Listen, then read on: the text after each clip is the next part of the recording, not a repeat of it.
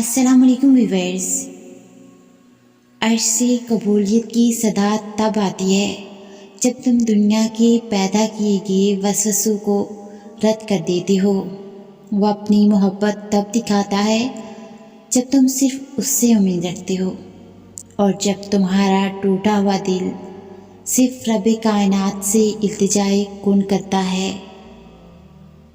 وہ رب تمہیں تنہا کر دے گا، سب کی اصلیت کو تم پر ظاہر کر دے گا کہ تم خود کہوگے کہ میرے اللہ، تیرے سوا میرا کوئی نہیں ہے۔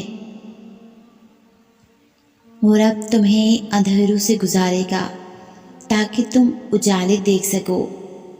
وہ رب تمام دروازے اور راستے بند کر کے تمہارا صبر بھی آزمائے گا، یہ بھی دیکھے گا کہ تم توکل کرنے والے ہو یا ہار ماننے والے ہو۔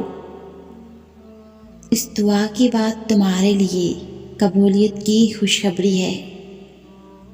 اللہ کی ذات پر کامل یقین رکھنے والے کبھی بھی ذہن میں بہتے وسوسوں کو خود پر حاوی نہیں ہونے دیتے، کیونکہ وہ جانتے ہیں کہ اللہ کے لیے ناممکن کا لفظ بے معنی ہے۔